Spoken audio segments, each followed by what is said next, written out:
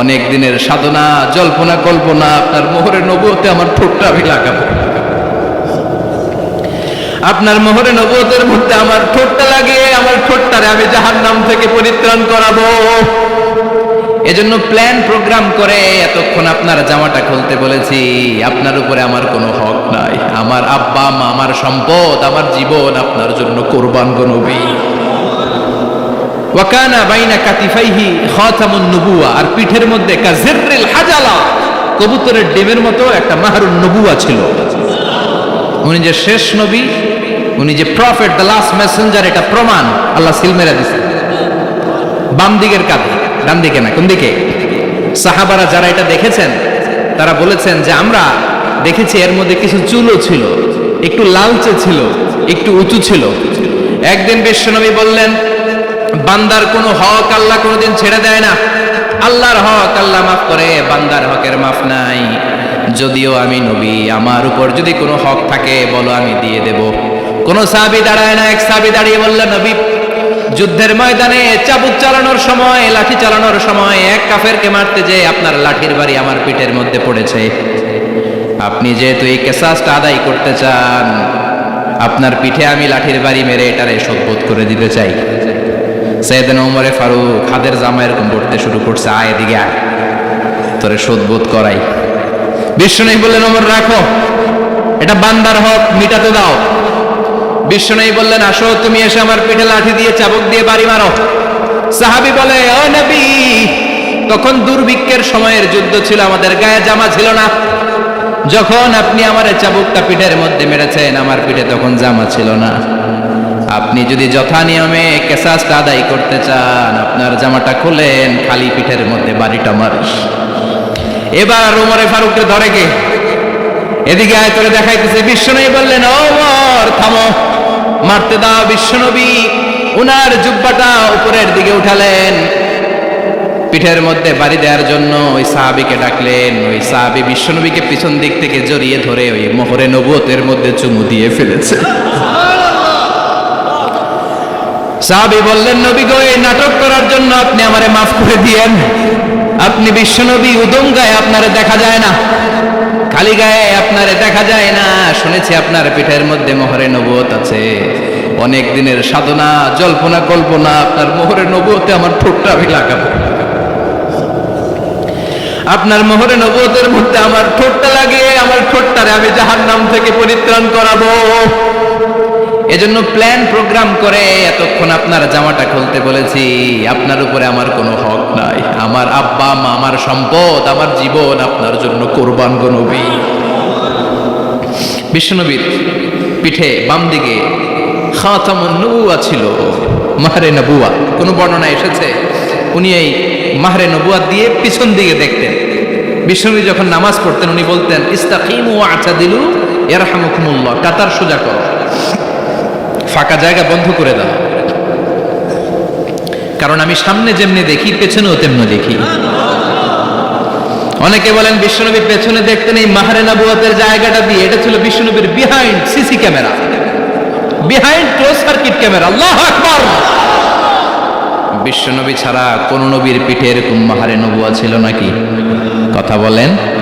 এজন্য ওই নবীরে গালি দিলে সহ্য হয়? কথা বলেন, সহ্য হয়? আবিয়াদুল ইবতাইন, বগল ছিল শুভ্র সাদা। আমাদের বগল কি সাদা? দুর্গন্ধ, কুৎসিত, কালো, তাই না? বিশ্বনবীরটা কালো? কথা কন, শুভ্র সাদা। আমরা দোয়া করি এভাবে। বিশ্বনবী মাঝে মাঝে দোয়া করতে করতে বৃষ্টির জন্য যখন দোয়া চাইতেন, আরাফার ময়দানে যখন দোয়া চাইতেন, দোয়া করতে করতে হাতটারে উপরের দিকে করতেন। সবাই এরকম হাত তোলেন, সবাই হাত তোলেন।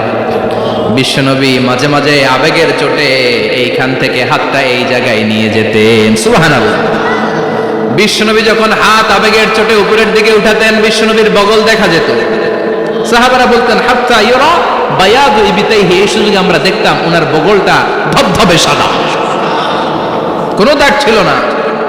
মুস্তাওয়াল জাবিন, প্রশস্ত ললাট ছিল।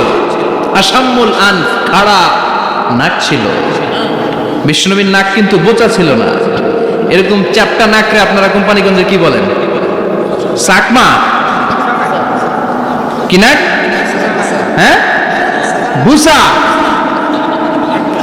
নাক বুসা বা বোচা। বিশ্বনবীর নাক এই চাকমা স্টাইলে নাক ছিল না, খাড়া ছিল, খাড়া নাক ছিল। সুবহানাল্লাহ পড়ো। মুফাল্লিজুল আসনান, দাঁতগুলো ছিল পরিপাটি। বিশ্বনবীর দাঁতের দিকে তাকালে, বিশ্বনবীর হাসির দিকে তাকালে মনে হতো হাসিতে যেন মুক্তা ঝরে। বিশ্বনবী দেখতে কেমন ছিল আন্দাজ পাচ্ছেন না মোটামুটি? এই চমৎকার দেহটা নিয়ে যখন আয়নার সামনে দাঁড়াতেন, বিশ্বনবী জোস জোস পোজ দিতেন না। এখনকার ছেলেপেলেরা বলে আয়নার সামনে দাঁড়াইয়া দেই জোস জোস পোজ, আছে না নাই? বিশ্বনবী জোস জোস পোজ দিতেন না। বিশ্বনবী আয়নার সামনে দাঁড়িয়ে বলতেন, আল্লাহুম্মা হাসানতা খালকি ফাহসিন খুলুকি। ও আল্লাহ, আমার চেহারাটা যেমনি আপনি সুন্দর বানিয়েছেন, আমার হৃদয়টারেও সুন্দর করে দেয়। What a attitude, what an attitude! কি অ্যাটিটিউড ছিল না! আমরা আয়নার সামনে সেজে পড়ে দাঁড়ালে চুলকে সাইজ করি, পান করি, স্টাইল করে ডিজাইন করি। বিশ্বনবী সুন্দর চেহারাটা নিয়ে যখন আয়নার সামনে দাঁড়াতেন বলতেন, আল্লাহ, আমার চেহারাটা যেমনি সাদা, হৃদয়টারও সাদা করে দেন। কিছু মানুষ আছে চেহারা সাদা, হৃদয় কালো, আছে না নাই? কিছু মানুষ আছে চেহারাটা কুচকুচে কালো, অন্তরটা সাদা, এমন মানুষও আছে না নাই? বিশ্বনবীর ভেতরও সাদা, বাহিরও সাদা। সুবহানাল্লাহ। আর এই সুন্দর সাদা দেহ নিয়ে আয়নায় দাঁড়িয়ে পড়তেন, আল্লাহ, চেহারা যেমনি সুন্দর, চরিত্রটাও সুন্দর করে দেয়। এজন্য আয়নার সামনে দাঁড়িয়ে এই দোয়ার দরকার আছে না নাই? পড়তে রাজি আছেন? মনে থাকবে না মাহফিল শেষ ভুলে যাবেন? মনে থাকবে? আয়নার সামনে আপনি যখন দাঁড়াবেন, আপনার স্ত্রী যখন দাঁড়াবে, আপনার বাচ্চারা যখন দাঁড়াবে, বলে দিবেন, বাবা, আয়নার সামনে দাঁড়ানোর দোয়া পড়ো। কত অসাধারণ দোয়া! পড়েন আওয়াজ করে আমার সাথে, আল্লাহুম্মা হাসানতা খালকি ফাহসিন খুলুকি। আল্লাহুম্মা হাসানতা খালকি ফাহসিন খুলুকি। এর মানে, আল্লাহ, আমার চেহারাটা করেছো সুন্দর, আমার আচরণ, আমার চরিত্রটাও সুন্দর করে দাও। চিৎকার করে পড়ে না আমিন। তাহলে বিশ্বনবীর ব্যাপারে তিনটা কথা আমরা শুনবো বলেছিলাম, প্রথমটা শুনে ফেলেছি। মানে উনি দেখতে কেমন ছিল, উনি দেখতে কেমন ছিল, এর মধ্যে আমাদের আমলের কিছু নাই, শুধু বর্ণনা করা আর শোনা আর বিশ্বনবীকে ভালোবাসা, ঠিক কিনা? কারণ উনার না খাড়া, আমার তো খাড়া নাও হইতে পারে। উনি সুন্দর, আমি তো শ্যামলা হইতে পারি, কারণ এটা আল্লাহর দেয়া পরীক্ষা, ঠিক কিনা? দ্বিতীয় পয়েন্ট থেকে আমাদের আমল শুরু। দ্বিতীয় পয়েন্ট ছিল বিশ্বনবীর আচরণগত বৈশিষ্ট্য। আমার নবীর বিহেভিয়ার কেমন ছিল, কন্ডাক্ট সিস্টেম কেমন ছিল, ম্যানার কেমন ছিল, মানুষের সাথে কমিউনিকেশনটা কেমন ছিল, ব্যবহারিক জীবনটা কেমন ছিল, এগুলো আমল করার দরকার আছে না নাই? কষ্ট হচ্ছে? কষ্ট হচ্ছে? মনোযোগ আছে তো? মনোযোগ আছে না গেছে? আমরা এবার শুনবো বিশ্বনবীর আচরণ কেমন ছিল। বিশ্বনবী যখন রাস্তা দিয়ে হাঁটতেন, ইয়ামশি হাউনান, বিনয়ের সাথে হাঁটতেন। ইয়ামশি হাউনান, রহমানের বান্দারাও বিনয়ের সাথে রাস্তা দিয়ে হাঁটে, ঠিক কিনা? ওয়া ইবাদুর রাহমানিল্লাযীনা ইয়ামশুনা আলাল আরদি হাওনান ওয়া ইযা খাতাবাহুমুল জাহিলুনা ক্বালু সালামা। রহমানের বান্দারা যখন রাস্তা দিয়ে হাঁটে, বিনয়ের সাথে হাঁটে, তারা অহংকার প্রদর্শন করে না, মানুষের সাথে বিনয়ের সাথে রাস্তা দিয়ে হাঁটে। এজন্য রাস্তা দিয়ে যখন হাঁটবো, বিনয়ের সাথে হাঁটবো। রাজি আছেন তো? নাকি অহংকার প্রদর্শন করে হাঁটবেন? বিশেষ করে যুবকেরা, 3-4 জন যুবক একসাথে হলে রাস্তায় ওদের আর কারো হুঁশ জ্ঞান থাকে না। পুরো দুনিয়াটাই মনে হয় দুনিয়াটাই আমার, আছে না নাই? না, মুরব্বীকেও সম্মান করবা, মহিলাদেরকে সম্মান করবা, তোমার জায়গায় তুমি হাঁটবা, ভদ্রভাবে হাঁটবা। ভদ্রভাবে হাঁটার দরকার আছে না নাই? উনি মুরব্বী, একদিন উনিও তোমার মতো যুবক ছিল, ঠিক কিনা? এই যে আমার কালো দাড়ি, আজীবন কালো থাকবে? কথা বলেন। উনার সাদা দাড়ি, ছোটবেলায় মনে সাদা দাড়ি নিয়ে আসছিল না? হ্যাঁ, উনিও একদিন তাগড়া যুবক ছিল। উনিও কোম্পানিগঞ্জ বাজারে দাঁড়ালে লোকজন তাকিয়ে থাকতো, ঠিক কিনা? তার মানে রং ধরা যৌবন জং ধরে শেষ। যৌবন সব সময় থাকে না, সার্টেন একটা পিরিয়ডের জন্য আল্লাহ দিয়েছে। এজন্য যুবক ভাইরা, তোমাদের রক্ত গরম, তোমাদেরকে বিনয়ী হতে হবে বেশি, ঠিক কিনা? রাজি আছো তো সবাই? বিশ্বনবী বিনয়ের সাথে হাঁটতেন। ওয়াকানা ইয়াতাবাসসাম, সবসময় মুচকি হাসতেন। কি করতেন?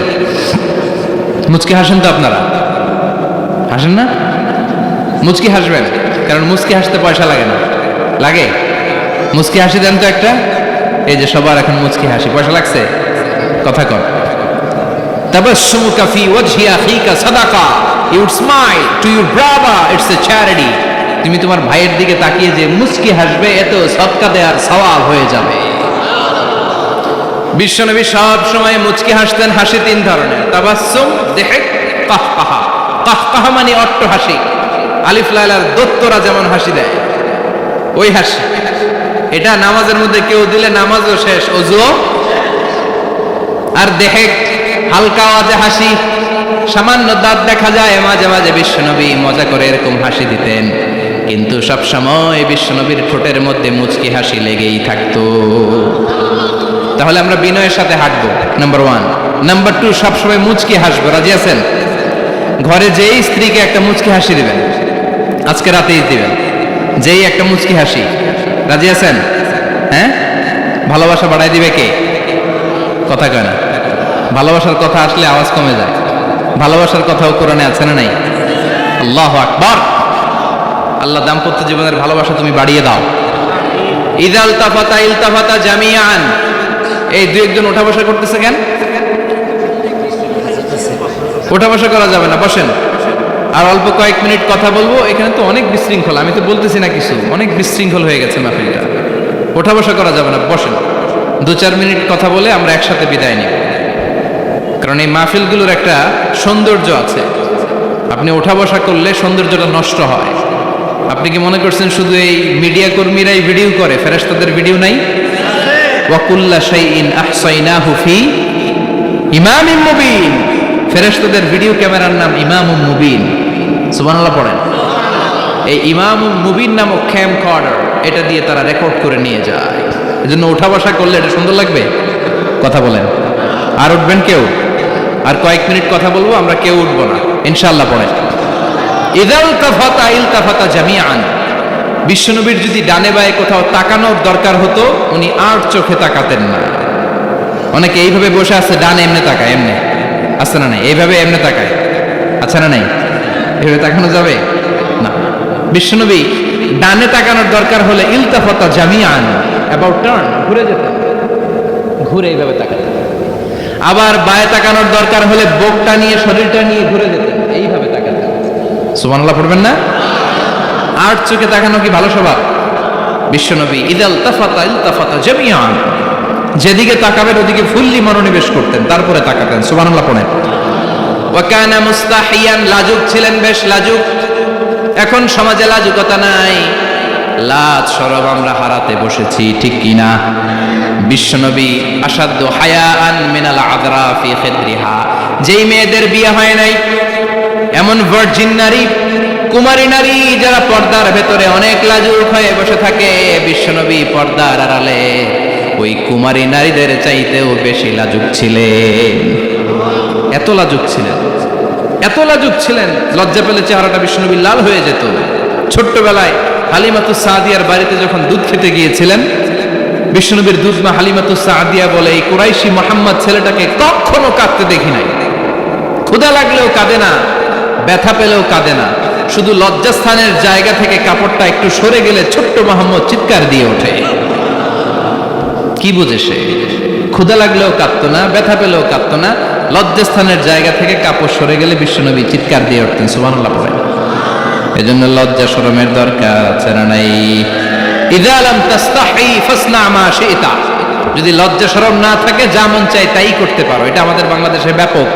লাজ শরম কিচ্ছু নাই, যে যেটার যোগ্য না সে সেইটা করতে যায়, ঠিক কি না? এই যে হিরো আলমের মনোনয়ন নিয়ে টানাটানি, কোনো লজ্জা শরম আছে? আমার যোগ্যতা থাকতে হবে না? আমাকে রাজনীতি জানতে হবে না?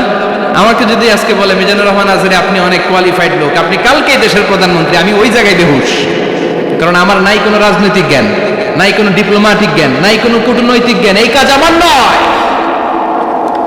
এজন্য লাজুকতার বড় দরকার। যেখানে যার বসা দরকার সে সেখানে যাবে। কিয়ামতের আগে যেই লোক যেই চেয়ারে বসার দরকার ওই লোক ওই চেয়ারে বসবে না। এটা হলো কিয়ামতের আলামত। জোরে কোন ঠিক কিনা? সভাপতি হওয়ার যোগ্যতা নাই, সভাপতি হয়, আছে না নাই? সেক্রেটারি হওয়ার যোগ্যতা নাই, সেক্রেটারি হয়, এরকম সমাজে আছে না নাই? নেতা হওয়ার যোগ্যতা নাই, নেতা হয়, আছে না নাই? সবগুলো কিয়ামতের আলামত। আমার বিশ্বনবী এমন লাজুক ছিলেন, বিশ্বনবীর মতো এমন লাজুক নবী আর কেউ ছিল নাকি? কথা বলেন। ওয়া কানা আসহাবুল মাইমানা, বিশ্বনবী ডানপন্থী ছিলেন। কি পন্থী? কি পন্থী? মুষ্টিবদ্ধ ডান হাতটাকে এরকম উপরের দিকে করেন আর চিৎকার করে বলেন, বিশ্বনবী কোন পন্থী ছিল? আমরা কোন পন্থী? জান্নাতে কারা ঢুকবে? কোন বামপন্থীর স্থান জান্নাতের ভেতরে হবে?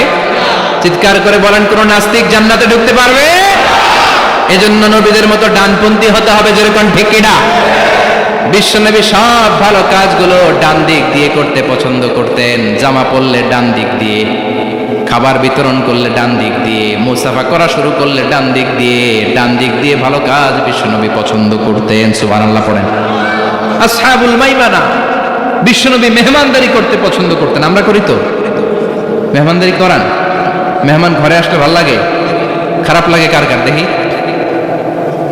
সবার ভালো লাগে, কিন্তু আমরা অনেকে খুশি হই না। মেহমান আসলে নাখোশ হই, নিজেই খাইতে পাই না। মেহমান আইছে কে? খাওয়ামু করতে, খাওন নাই, যেন ও খাওন বানাইছে। খাওন পাঠায় কে? রিজিক দেয় কে? গোটা বিশ্বের সবাই মিলে আমরা একটা চাল বানাতে পারবো নাকি? ও মিয়া চাইনিজ চাউল না, চাইনিজ ডিম না, ওগুলো সবাই পারে, ঠিক কিনা?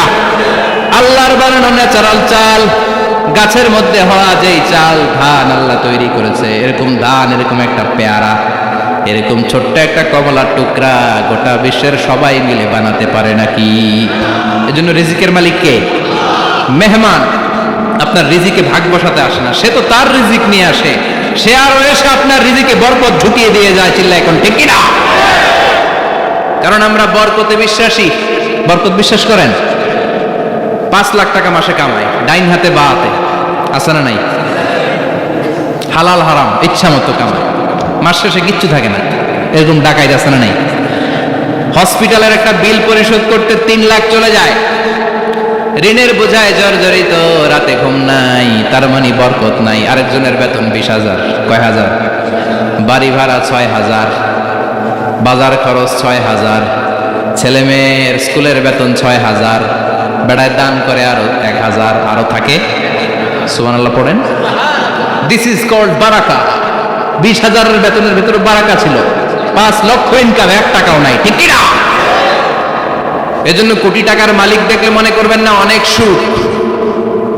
এই দুনিয়ার জীবনটা ধোঁকা, মোহাচ্ছন্ন হয়ে আছি আমরা। এটা ধোঁকা, এটা মরিচিকা, এটা চাকচিক্যময় একটা জায়গা। মৃত্যুর পর মনে হবে একটা দুঃস্বপ্ন ঘটেছিল আমার, বিশাল এক জগৎ পড়ে আছে সামনে। দুনিয়াটাই ধোঁকা, দুনিয়াটাই মোহের জায়গা, আমরা সবাই মোহাচ্ছন্ন হয়ে আছি। দুনিয়ার উদাহরণ হলো 3টা লাশ আর 4টা স্বর্ণের টুকরার সমান। 3 জন যুবক কাজের জন্য বেরিয়েছে, পথিমধ্যে 4টা স্বর্ণের টুকরা পেয়েছে। যুবক কয়টা? স্বর্ণ পাইছে কয়টা? মহা খুশি, খুশিতে বাকবাকুম, 4টা স্বর্ণের বড় বড় টুকরা পেয়েছে। আমরা আজীবন খেলে বসে খেয়ে যেতে পারবো, কিচ্ছু লাগবে না আমাদের। 3 বন্ধু বলে ভাগ করি, আরেকজন বলে ক্ষুধা লাগছে। একজন যা বাজার থেকে রুটি কিনে নিয়ে আয়, খাওয়ার পরে ভাগ করবো। একজন রুটি কিনতে গেল, শয়তান 2টারে বুঝায়, ওইটারে মারতে পারলে ভাগ বটোয়ারা সহজ হবে। তোরা 2 জন স্বর্ণ 4টা, তুই নিবি 2টা, ও নিবে 2টা। হিসাব সহজ না? 2 বন্ধু প্ল্যান করছে, ওইটারে মাইরা তুই 2টা, আমি 2টা। যেটা রুটি আনতে গেছে প্ল্যান করেছে রুটির মধ্যে বিষ মিশায় নেই, কি মিশাবো? বিষ। তাহলে বিষ খাওয়া রুটি খেয়ে ওই 2টা সে সব পাবে, আমি পাবো। ভাগাভাগির কিছু নাই, সব যাবে আমার কাছে। 4টা স্বর্ণের টুকরার মালিক আমি। রুটির মধ্যে বিষ মেখে নিয়ে এসেছে। ওই 2 বন্ধু প্ল্যান অনুযায়ী ওইটারে ধরে মেরে ফেলছে। এবার মহা খুশি। এক বন্ধু কয়, এবার তো ভাগ বটর আর কিছু নাই, তুই 2টা, আমি 2টা, আগে খাইয়া লইস। আগে খাওয়ার পরে এই 2টাও নাই।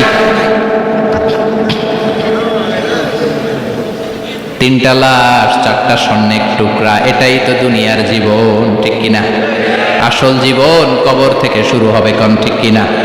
একদিন মাটির ভেতরে হবে ঘর রে মন আমার, কেন বাঁধো দালান ঘর রে মন আমার, কেন বাঁধো দালান ঘর, ঠিক কিনা? দুনিয়ার জীবন আসল জীবন না, এটা মরিচিকা, এটা ধোঁকা, এটা মোহ, এটা শয়তানের চাকচিক্য। আসল জীবন কবরের জীবন, আসল জীবন সামনে পড়ে আছে, জন্য বরকতে বিশ্বাস করি আমরা, ঠিক কিনা? ল্যান্ড ক্রুজার দাপিয়ে বেড়ায়, বড় বড় টাওয়ারের মালিক, অনেক সম্পদের মালিক, এটা দেখেই মনে করবেন না অনেক সুখে আছে, ঘরে যেয়ে দেখেন কোনো সুখ নাই, ঠিক কিনা?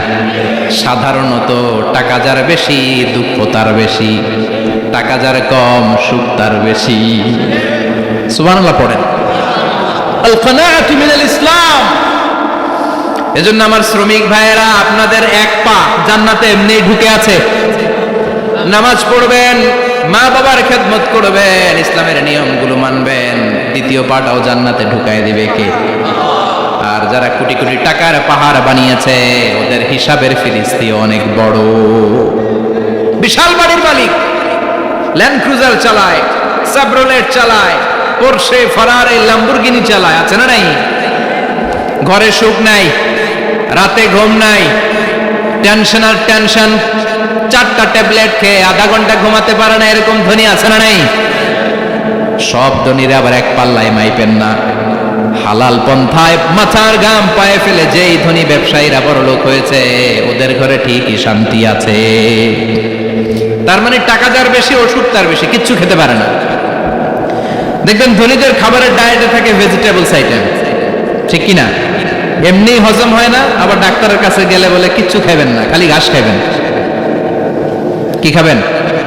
মানে ভেজিটেবল খাবেন, সবজি খাবেন তো সুস্থ থাকবেন, আছে না নাই? ঘুম নাই, শান্তি নাই। এই যে কোম্পানিগঞ্জ বাজারের যারা কুলি মজুর শ্রমিক, এদের ঘুমে ঝামেলা আছে?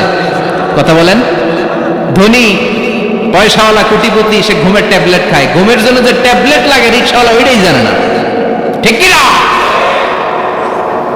1000 কোটি টাকার মালিক হলে বাড়ি কিনা যায়, গাড়ি কিনা যায়, সুখ কিনা যায় না। কোম্পানিগঞ্জ বাজারে সুখ বিক্রি হয় এমন দোকান আছে নাকি? কথা কন, একটাও নাই। কি করলেন আপনারা? সুখের দোকান দিতে পারলেন না? কি আজীব তামাশা। টাকা দিয়ে সুখ কিনা যায় না, গাড়ি কিনা যায়, বাড়ি কিনা যায়, কিন্তু সুখ নো ওয়ে, কেনা যায় না।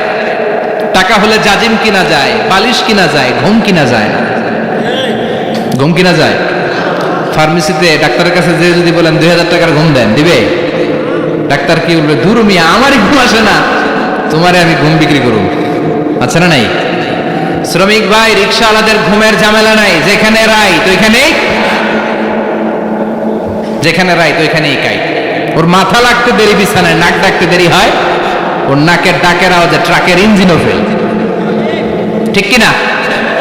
এজন্য আমরা বরকতে বিশ্বাসী। অল্প খাবো, অল্প পড়বো, অল্প জমাবো, অল্পের ভেতর বরকত দিয়েছে কে? এজন্য মেহমান আসলে বিশ্বনবী খুশি হতেন, আমরাও মেহমান আসলে খুশি হব। রাজি আছি না নাই? সবাই রাজি? মেহমানদারি করাবেন তো? এরপরে বিশ্বনবী ইনসাফ করতেন। কি করতেন?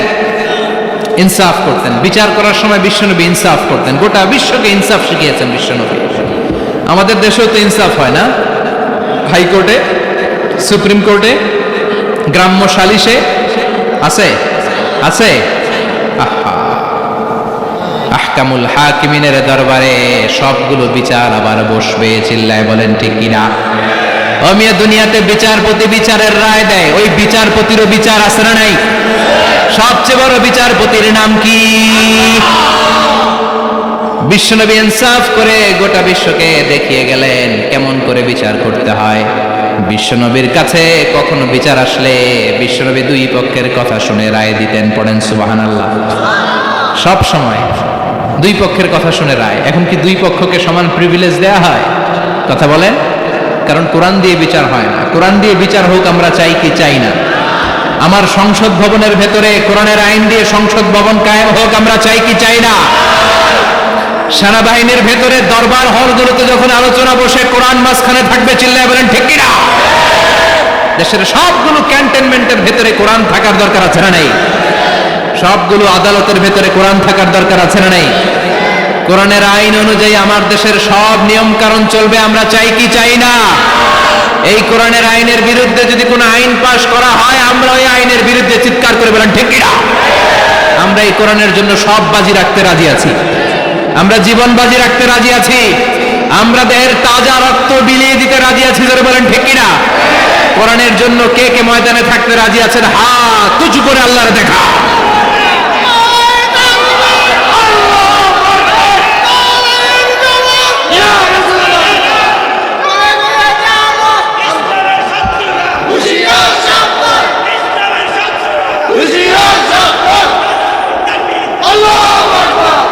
আল্লাহ কোরআনের জন্য যে ভালোবাসা, এটাকে তুমি কবুল করো। আমরা যেন দেখে যেতে পারি যে এই দেশে কালেমার পতাকা পতপত করে উড়েছে। আমরা যারা ইসলামের পক্ষে, এটাই আমাদের অপরাধ। আমরা ইসলামকে একটা বিজয়ী শক্তি হিসেবে দেখতে চাই, আমরা ইসলামকে পার্লামেন্টের ভেতরে দেখতে চাই, আমরা কালিমার পতাকা পতপত করে উঠছে এটা দেখে যেতে মরতে চাই। চিল্লায় বলেন ঠিক কিনা? বিশ্বনবী ইনসাফ শিখালেন, বিচার আসলে দুই পক্ষের কথা শুনতেন। বিশ্বনবীর স্ত্রী সাউদা এসে বলে, নবী, আমি আপনার কুমারী বউ আয়েশার ঘরে তরকারি নিয়ে গিয়েছিলাম, ঝোল নিয়ে গিয়েছিলাম, কোন বর্ণনায় পায়েস নিয়ে গিয়েছিলাম। তরকারি দেওয়ার পরে আপনার স্ত্রী রেগে বলে, তরকারি দিলা কেন? আমি কি তরকারি রাঁধতে পারি না? আনলা কেন? রাগের চোটে তরকারির ঝোল নিয়ে পায়েস নিয়ে আমার গালের মধ্যে মাখিয়ে দিয়েছে আপনার বউ। আপনি তো শ্রেষ্ঠ বিচারক, কোন বিচার করে দেন। দুই বউয়ের মধ্যে ঝগড়া আছে না নাই? বিশ্বনবী সাউদার কথা শুনলেন, মা আয়েশাকে ডেকে পাঠালেন। মা আয়েশারে বললেন, ও আয়েশা, আসলে এমনটা করেছো নাকি? মা আয়েশা বলে, নবী, তখন আমার মেজাজটা বড্ড গরম ছিল, রাগের মাথায় ঝোল নিয়ে আমি সাউদার মুখে লাগিয়ে দিয়েছি। আসলে কাজটার কথা শুনে রায় দেয়নি, ঠিক কিনা? দুইজনের কথা শুনে বিশ্বনবী বললেন, আমার আদালতের রায় হচ্ছে কিসাস, টিট ফর ট্যাট। যেমন করেছো তেমন, ঘুষি মারলে ঘুষি, গুতা মারলে গুতা, ঠেলা মারলে ঠেলা, আচ্ছা না নাই? সাউদাকে যেমনি তুমি পায়েস মাখিয়ে দিয়েছ, সাউদাও পায়েসের বাটি থেকে কিছু পায়েস নিয়ে আয়েশার গালে মাখো। সুবহানাল্লাহ পড়েন। সাউদাও বিশ্বনবীর রায় অনুযায়ী বাটি থেকে পায়েসের ঝোল নিয়ে মা আয়েশার গালের মধ্যে মেখে দিলেন। মা আয়েশা কি আর করবেন, হেসে দিলেন। সাইয়েদাতুনা সাউদাও হাসলেন, বিশ্বনবীও হাসলেন। আরশের উপর থেকে খুশি হয়ে গেল কে? এজন্য কোরআন দিয়ে যদি, কোরআনের নিয়ম দিয়ে যদি, বিশ্বনবীর শেখানো পন্থায় যদি বিচার হয়, ওই বিচারের মধ্যে ইনসাফ থাকবে, জুলুম থাকবে না। ওই বিচারের মধ্যে কোনো স্কাইপি কেলেঙ্কারি হবে না। আমাদের টেলিফোনের ফোনালাপ ফাঁস হয়ে যায়, স্কাইপি ফাঁস হয়ে যায়, অনেক ঝামেলা হয়ে যায়, আছে না নাই? এরপরেও জনগণের চোখ খোলে না। আল্লাহ তুমি চোখ খোলার তৌফিক দাও, সহি সমঝ দান করো, পড়ে না আমিন। বিশ্বনবী ইনসাফ করতেন। বনু মাখজুমিয়া গোত্রের এক মহিলা চুরিতে ধরা পড়ল। কিসে ধরা পড়ল? কথা বলেন। চুরিতে। চুরি করলে নিয়ম কি? লাউ চুরি করলে, আম চুরি করলে, কলা চুরি করলে হাত কাটা যাবে না, এটা বড় চুরি। সুবহানাল্লাহ। উমরে ফারুক বলেছেন, দুর্ভিক্ষের বছর কেউ যদি চুরি করে তার হাত কেটে দেয়া যাবে না, কারণ এটা অভাবের চুরি, এটা স্বভাবের চুরি না, ঠিক কিনা? ঘরে খাবার নাই, পেটে দানা পানি নাই, লাউ চুরি করছে, মুরগি চুরি করছে, এই চোরের হাত কেটে দিও না, কারণ সে ক্ষুধার্ত, পেটে খাবার আছে, গায়ে জামা আছে, সমাজে সম্মান আছে, তারপরও পুরো দেশটা খেয়ে ফেলতে চায়, এরকম ডাকাত আছে না নাই? দেশের টাকা পাচার করে, ব্ল্যাক মানি করে, এরকম ডাকাত আছে না নাই? ঘুষ খেতে খেতে পেটটা এরকম হাতির মতো মোটা করেছে, এরকম ডাকাত আছে না নাই? দেশের সবকিছু লুণ্ঠন করে, এরকম আছে না নাই? এই ডাকাতদের হাত কাটার মধ্য দিয়ে হাত কাটার প্রোগ্রাম শুরু করতে হবে। এরকম একটা ডাকাতের হাত কেটে যদি দেশের গভর্নমেন্ট বাইতুল মোকাররমে জুমার নামাজের সামনে লাইভ সম্প্রচার করে, সারা বাংলাদেশের 18 কোটি মানুষ যদি দেখে, আর কেউ চুরি করবে? চুরি করার আগে 3 বার লাভ দিবে, যেরকম, ঠিক কিনা? বনু মাখজুমিয়া গোত্রের এক নারী চুরিতে ধরা পড়ল। ভেরি প্রেস্টিজিয়াস এন্ড ডিগনিফাইড ফ্যামিলির মেয়ে, এলাকায় সম্ভ্রান্ত কিছু ফ্যামিলি থাকে না, এরকম বড় ফ্যামিলির মেয়ে। সব সাহাবারা বলল, এখন যদি নবী হাত কেটে দেয় মদিনাতে তো মারামারি হবে। ওসামা বিন যায়েদকে বলল, ওসামা তুমি বিশ্বনবীর সবচেয়ে প্রিয় পাত্র, হুব্বু রাসূলিল্লাহ, তুমি যাও বিশ্বনবীরে বলো হাত যেন কেটে না দেয়। ওসামা যে বলে, নবী গো, সব সাহাবারা বলেছে এই মেয়ের হাত কাটলে মদিনায় ঝামেলা হবে, হাত কেটে দিয়েন না। এই কথা শুনে বিশ্বনবীর চেহারাটারে লাল করে দিল কে? বিশ্বনবী বললেন, ওসামা কোত্থেকে এত বড় স্পর্ধা পেলি রে তুই ওসামা? এই আইনটা তো আমি বানাই নাই, আরশের উপর থেকে এই আইনটা নাজিল করেছে কে? السارق والسارقة فقطعوا أيديهما جزاء بما كسبا نكالا من الله والله عزيز حكيم. سبحان الله. If anyone steal something very precious from the society, from house, the government should cut down his right hand.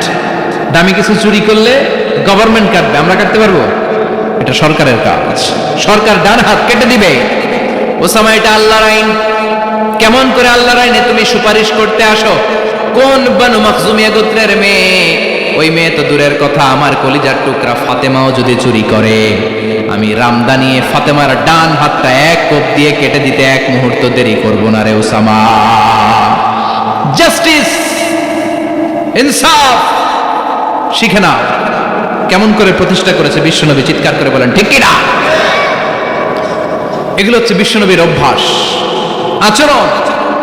বিশ্বনবী ধীরস্থির ভাবে কথা বলতেন, তাড়াহুড়ো করতেন না। সাহাবারা বলতেন, বিশ্বনবী যখন কথা বলতেন প্রতিটা শব্দ আলাদা করা যেত, প্রতিটা অক্ষর আলাদা করা যেত। আল্লাহু আকবার। আবার জরুরি কোনো কথা যখন বিশ্বনবী বলতেন, ওইটাকে 3 বার বিশ্বনবী রিপিট করতেন। কয়বার? কারণ জরুরি। কারণ কি? যেন না ভুলে যায়, ভুল যেন না হয়। 3 বার বলতেন। বিশ্বনবী একবার তাকওয়া নিয়ে ওয়াজ করতেছিলেন আর বলছিলেন, তাকওয়া হা হুনা হা হুনা হা হুনা, তাকওয়া এইখানে এইখানে এইখানে। কয়বার বললেন? কারণ তাকওয়ার ওয়াজ কি কম গুরুত্বপূর্ণ নাকি বেশি গুরুত্বপূর্ণ? তাকওয়া মানে কার ভয়? যাদের হৃদয়ে আছে আল্লাহর ভয়, তারা কবু পথ ভুলে যায় না। আল্লাহর প্রেম ছাড়া এই দুনিয়া কারো কাছে কোনো কিছু চায় না, ঠিক না? যাদের হৃদয়ে আছে আল্লাহর ভয়, তারা কবু পথ ভুলে যায় না। আল্লাহর প্রেম ছাড়া এই দুনিয়া কারো কাছে কোনো কিছু চায় না। রাতের আধারে যারা সেজদাতে রয়, দু চোখের শ্রুতে নদী যেন বয়। রাতের আধারে যারা সেজদাতে রয়, দু চোখের শ্রুতে নদী যেন বয়। ছলনার হাতছানি যতই ডাকুক, ছলনার হাতছানি যতই ডাকুক, পেছনে ফিরেও সে তাকায় না। যাদের হৃদয়ে আছে আল্লাহর ভয়, তারা কবু পথ ভুলে যায় না। আল্লাহর প্রেম ছাড়া এই দুনিয়া কারো কাছে কোনো কিছু চায় না। চিৎকার করে বলেন ঠিক কিনা? তাকওয়ার ওয়াজ করলেন, তাকওয়া মানে আল্লাহর ভয়। বিষ্ণুই বললেন, তাকওয়া হা হুনা, তাকওয়া হা হুনা, তাকওয়া হা হুনা। তাকওয়া এই জায়গায়, তাকওয়া এই জায়গায়, তাকওয়া এই জায়গায়। যেহেতু এটা গুরুত্বপূর্ণ, বিষ্ণুনবী 3 বার ইঙ্গিত করে বলেছেন। সুবহানাল্লাহ। বিষ্ণুই বলেন না তাকওয়া হা হুনা, তাকওয়া এইটা। বলেন না তাকওয়া হা হুনা, তাকওয়া এইটা। বলেন না তাকওয়া হা হুনা, তাকওয়া এইটা। জুব্বায় তাকওয়া, দাড়িতে তাকওয়া, টুপিতে তাকওয়া বলে নাই। তাকওয়ার আসল জায়গা হলো হৃদয়। এজন্য যাদের হৃদয়ে আল্লাহর ভয় আছে, তারা কোনোদিন পথ হারাতে পারে। তাদেরকে সিরাতুল মুস্তাকিমের উপর দায়েম রাখে কে?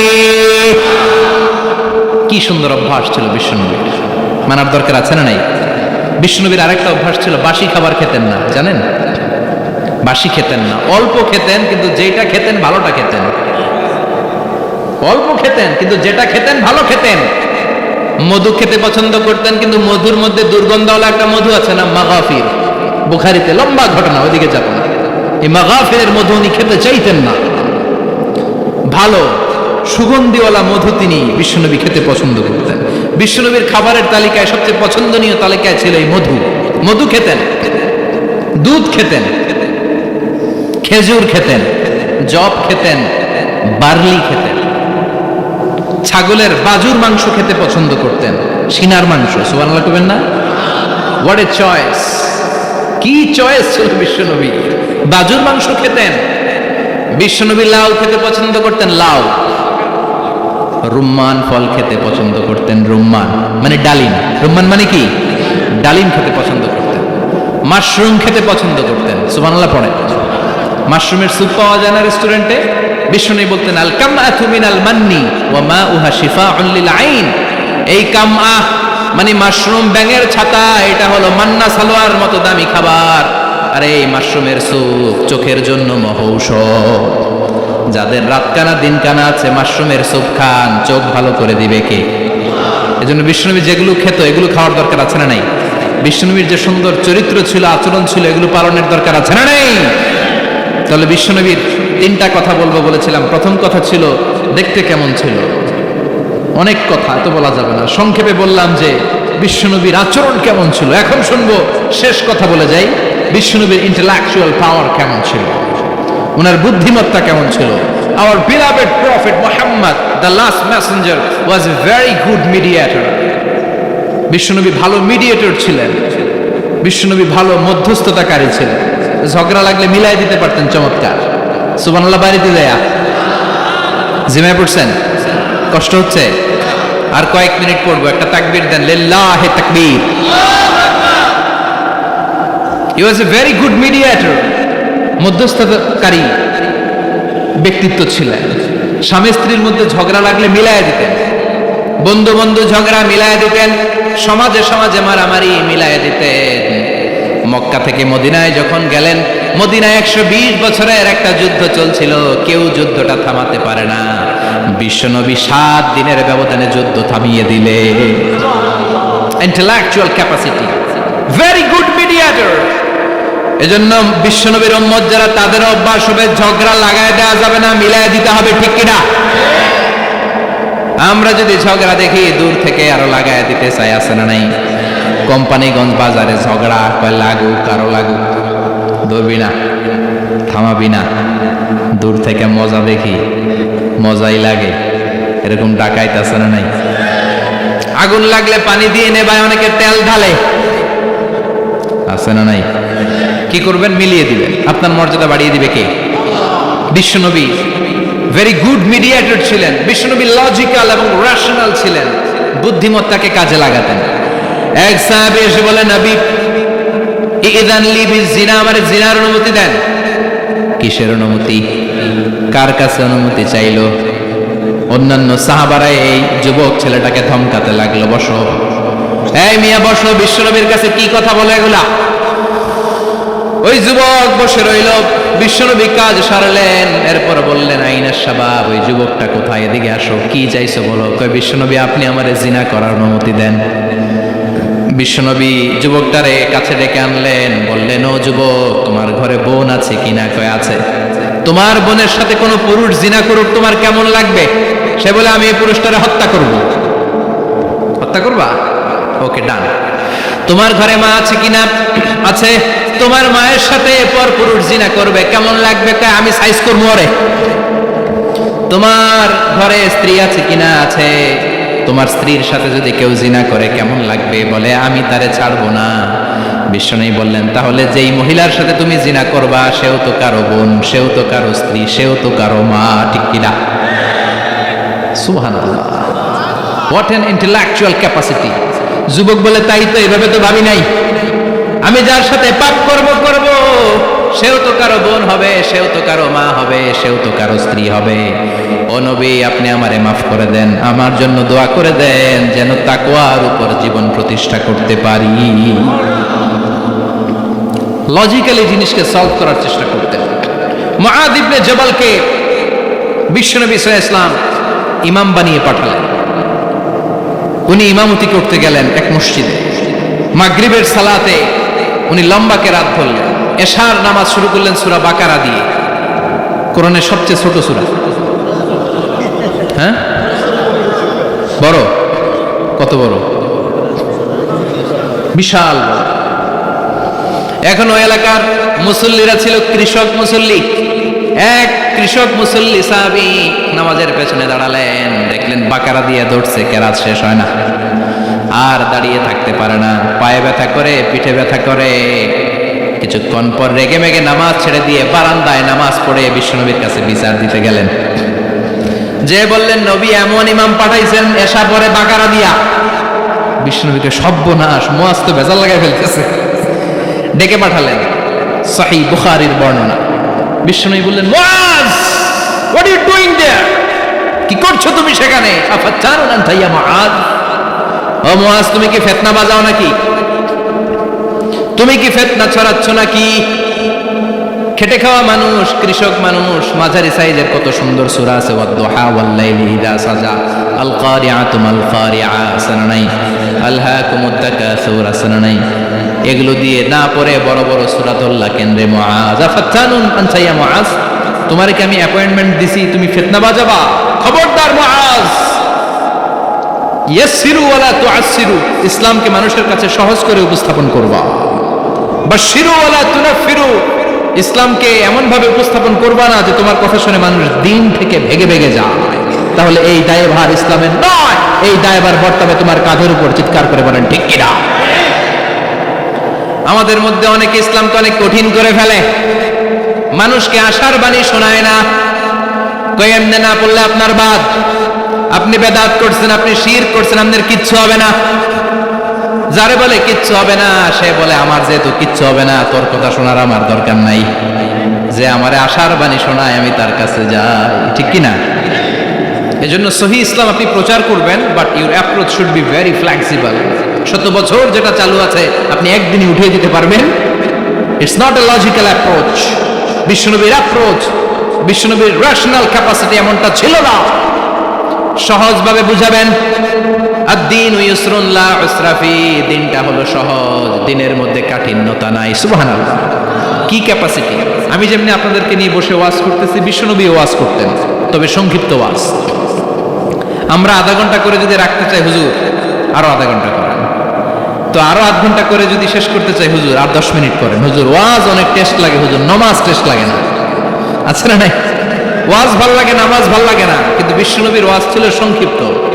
আর বিশ্বনবী বলতেন, one of the minor sign before the day of judgment, your lecture will be longer, your সালাত উইল বি শর্টার। কিয়ামতের আগে তোমাদের লেকচার, ইসলামী লেকচার লম্বা হবে, নামাজ হয়ে যাবে সংক্ষিপ্ত। এই আলামত সমাজে আছে না নাই? বিশ্বনবী সংক্ষিপ্ত কথা বলতেন, আর ওনার বুদ্ধিবৃত্তিক ক্যাপাসিটি কাজে লাগিয়ে তিনি বুঝাতেন। হাত দিয়ে ইঙ্গিত করতেন, আঙ্গুলের বিভিন্ন ব্যবহার সমাজে আছে না নাই? এরকম করলে এটা লাইক বলে না, এরকম করলে বলে ডিসলাইক। আবার ক্রিকেটে এরকম করলে কয় ছক্কা, আবার একটা উড়েলে কয় তুই যা। একটা মানে কি? আবার বিজয় দেখায় কেমনে? কথা কন, ভিক্টরি। আছে না নাই? বিশ্বনবীও এটাকে মডার্ন টিচিং মেথোডোলজি বলে। আধুনিক শিক্ষা পদ্ধতিতে এখন দেখবেন যে আগে ব্ল্যাক বোর্ডে লিখতো, এখন হোয়াইট বোর্ডে লিখে মার্কার দিয়ে। আগে বই থেকে বুঝাতো, এখন ভিজুয়ালাইজ করে, ভিডিও দেখিয়ে শেখানো হয়, ঠিক কিনা? বিশ্বনবী এটা করতেন। বিশ্বনবী একবার কিয়ামতের ওয়াজ করছেন, দুইটা আঙ্গুলকে এরকম করে বললেন, আনা বুইসতু আনা ওয়াস সাআতু কাহাতাইন, এই দুইটা আঙ্গুল যেমনি কাছাকাছি, আমি এবং কিয়ামত এরকম কাছাকাছি নাজিল হয়েছি। আমি এবং কিয়ামত এরকম কাছাকাছি। বুইসতু আনা ওয়াস সাআতু কাহাতাইন। আবার বলতেন, আনা ওয়া কাফিলুল ইয়াতীমি কাহাতাইন, আমি এবং ইয়াতীমের রক্ষণাবেক্ষণকারী এই দুইজন জান্নাতের এরকম কাছাকাছি থাকবো। কোন সুবহানাল্লাহ। এরকম আঙ্গুল দিয়ে বিশ্বনবী বোঝাতে চাইতেন। আবার মাটির মধ্যে খেজুর গাছের ডালা দিয়ে লম্বা একটা দাগ টানলেন, ডানে বায়ে অনেকগুলো দাগ টানলেন। সাহাবারা বললেন, এটা কি? বিশ্বনবী বললেন, এই যে দাগটা দেখলা, এই দাগটার নাম হলো সিরাতুল মুস্তাকিম। চিল্লায় বলেন, এই দাগটার নাম কি? সিরাতুল মুস্তাকিম। আর ডানে বায়ে ছোট ছোট যে দাগগুলো দিলাম এগুলো হলো সুবুলুশ শায়তান, শয়তানের রাস্তা। সিরাতুল মুস্তাকিমে উঠলে শয়তানের রাস্তা থেকে অনেক হাতছানি আছে না নেই? ডানে বায়ে তাকানো যাবে না। সিরাতুল মুস্তাকিমে যে তুমি উঠেছো, চলতে থাকে বা চলা শুরু হলো দুনিয়াতে, শেষ হয়ে যাবে জান্নাতে। বিশ্বনবী মাঝে মাঝে বোঝানোর জন্য প্রশ্ন করতেন, কারণ প্রশ্ন ছুড়ে দিলে মানুষের মধ্যে জানার আগ্রহ বাড়ে না কমে? কথা বলেন। আমি যদি একটা প্রশ্ন করি আর বললাম উত্তর দেন, কেউ পারতেছে না, একটু ঠেকা ঠেকা ভাব, ঠেকে যাচ্ছেন, তখন হুট করে উত্তরটা বললে এটার জীবনে ভুলবেন না, ভুলবেন? কারণ ওই যে ঠেকছেন, শিখছো কোথায়? ঠেকছি যেথায়, ঠিক কিনা? বিশ্বনবী প্রশ্ন করতেন।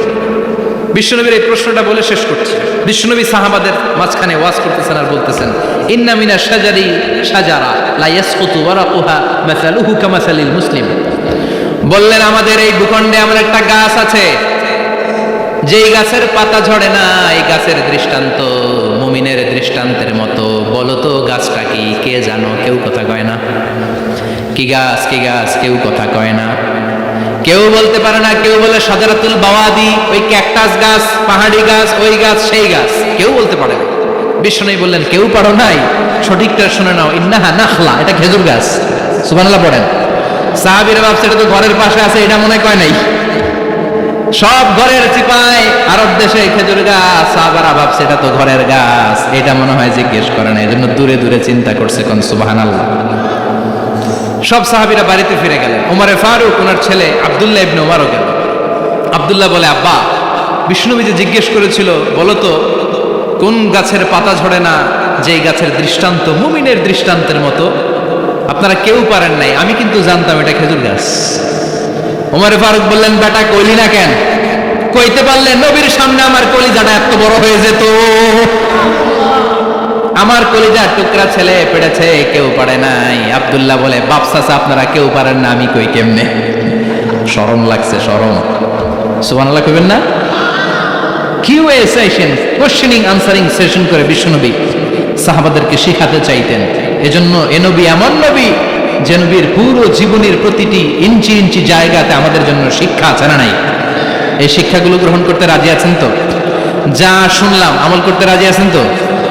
বিশ্বনবীর জীবনী গ্রন্থ বেশি বেশি স্টাডি করতে রাজি আছেন ইনশাআল্লাহ? 2-4 জন কইছে খালি। সবাই রাজি আছেন তো ইনশাআল্লাহ? যাদের ঘরে বিশ্বনবীর কোনো জীবনী নাই, বাংলা অনেক জীবনী গ্রন্থ পাওয়া যায়। কোম্পানিগঞ্জের ইসলামী যে লাইব্রেরিগুলো আছে, সেখান থেকে বিশ্বনবীর জীবনী গ্রন্থ কালেক্ট করে পড়বেন। বিশ্বনবীর জীবনী হচ্ছে আমাদের জন্য মডেল, ঠিক কিনা?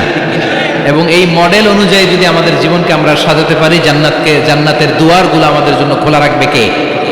আল্লাহ আমাদের সবাইকে কথাগুলো বুঝার আমল করার তৌফিক দান করুক। আমরা পড়ি আমিন। কেউ উঠবেন না। যতগুলো কথা বলেছি কোরআন সুন্নাহর আলোকে বলেছি, বানিয়ে কিছু বলি নাই। তারপরেও আমার মনের অজান্তে কোনো মিস ইনফরমেশন যদি আমার মুখ ফসকে বেরিয়ে যায়, সেগুলো যেন আল্লাহ তাআলা আপনাদের স্মৃতিপট থেকে মুছে দেয়। আমরা পড়ি আমিন। সত্য, সুন্দর, কল্যাণকর, হকের পক্ষে যা বললাম তার সবটুকুন আল্লাহ তাআলা প্রথমে আমাকে এবং আপনাদের সবাইকে আমলের তৌফিক দান করে। আমরা পড়ি আমিন। আপনারা সবাই ভালো থাকবেন, সুস্থ থাকবেন, সুন্দর থাকবেন, কোরআনের সাথে থাকবেন। সুবহানাকাল্লাহুম্মা বিহামদিকা আশহাদু আল্লা ইলাহা ইল্লা আনতা আস্তাগফিরুকা ওয়া আতুবু ইলাইক।